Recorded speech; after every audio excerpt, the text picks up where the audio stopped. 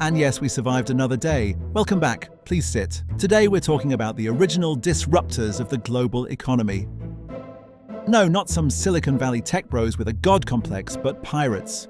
Look, forget the Disney-fied, rum-soaked caricatures for a second. The history we're taught is written by the winners, the empires that branded these people as mindless monsters because they dared to walk away from the civilized grind of being exploited. Today, I'm giving you my 8 things about the golden age of piracy that prove these people were actually more woke, organized, and frankly more human than the governments that eventually hanged them.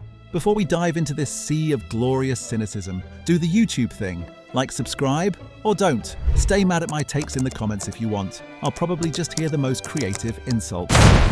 Let's start with the fact that 300 years ago, pirates had better workers' comp than most of us do now. If you were a sailor for the Royal Navy, you were basically a disposable piece of meat. But on a pirate ship, they had a literal price list for body parts. If you lost an arm or a leg in the line of duty, you didn't just get a thoughts and prayers tweet. You got a payout. Sometimes as much as $45,000 to $150,000 in today's money, depending on the severity. They even provided prosthetics like hooks and peg legs as standard equipment. It turns out when you're not funneling all the profit to a CEO in a powdered wig, you can actually afford to take care of the people doing the work. Stay mad, Big Pharma.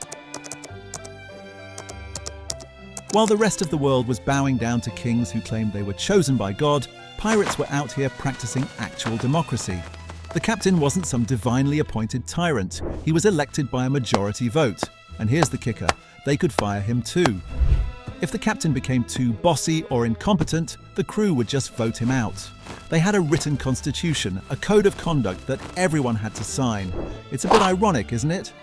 The people labeled lawless were the only ones actually following a transparent legal system. Meanwhile, back on land, justice just meant whoever had the biggest crown got to make the rules. This one really riles up the traditional values crowd. Centuries before it was trendy, pirates were practicing Matelotage, a formal civil union between two men. They lived together, fought together, and legally inherited each other's property if one died. In a world that would literally execute you for being yourself, the pirate ship was a rare sanctuary of don't ask, don't care. They didn't care who you loved, they cared if you could hold a cutlass. It's almost like when you're constantly facing death, you realize that hating people for their identity is a massive waste of time. Who knew? History loves to pretend piracy was a boys' club, but the reality was much more inclusive, and by inclusive, I mean terrifying. You've got Anne Bonny and Mary Read, who were known for being more bloodthirsty than their male counterparts. And then there's the GOAT, Cheng Yisao. She commanded a fleet of 1,500 ships and 50,000 pirates. She didn't just rob a few merchants, she defeated the Qing dynasty's navy so many times they eventually had to beg her to retire and let her keep all her loot. She ran a casino until she was 69. That's the kind of girl boss energy I can actually get behind. Less leaning into a corporate board, more leaning over a defeated empire. Pirates were masters of branding. The Jolly Roger wasn't just a cool aesthetic, it was a highly efficient psychological tool. When a merchant ship saw that black flag, the message was clear: surrender now and we just take your stuff. But if they flew the red flag, that meant no quarter. Basically, we're going to kill everyone. It was the ultimate freemium model.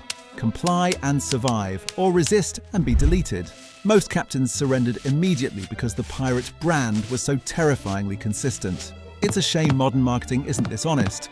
I'd much prefer a skull and crossbones to a 30-second unskippable ad about life insurance. Contrary to what the costume shops tell you, most pirates wearing eye patches weren't actually blind in one eye. It was a tactical advantage. By keeping one eye permanently adjusted to the dark, they could dive into the pitch-black hold of a ship during a battle and see perfectly while their enemies were stumbling around like they'd just been flashed by a high beam. They were basically hacking their own biology for a better UI. It's a perfect metaphor for the pirate life. Society sees you as broken, but in reality, you've just figured out how to see in a darkness they're too afraid to enter. Let's get political. Piracy didn't happen in a vacuum. It was a direct response to the horrific conditions of the merchant marines and the Royal Navy. Sailors were often pressed into service, fed rotten food and whipped for the slightest infraction. Becoming a pirate was the ultimate I quit. Most pirates were former honest sailors who realized that if they were going to risk their lives for pennies while a governor got rich, they might as well do it for themselves. They didn't just walk off the job, they took the company's assets with them. Piracy was the 18th century version of seizing the means of production. And honestly, good for them. Finally, let's talk about the Golden Age retirement plan. We've been fed this lie that every pirate had a hidden chest of gold on a desert island. In reality, most pirates were broke. They spent their money as fast as they stole it, mostly on rum, gambling, and socializing in ports like Port Royal. They knew their life expectancy was shorter than a TikTok trend, so they lived for the moment. The buried treasure was usually just a communal fund for the crew to buy a new ship if theirs got sunk. It's the ultimate satire of the hustle culture. They worked hard, played hard, and died young, leaving nothing behind but a scary story for the elites to tell their children. So, there you have it. The top 8 reasons why pirates were more than just sea thieves. They were the original counterculture, the first radicals, and the only ones brave enough to tell the British Empire to shove it. Before you go, check out the source links below. I know. Fact-checking is so mainstream, but I don't want you taking my word for it. Go see the receipts for yourselves. Stay cynical, stay woke, and for the love of God, don't get a job that doesn't have a payout for losing a limb. See you in the next one.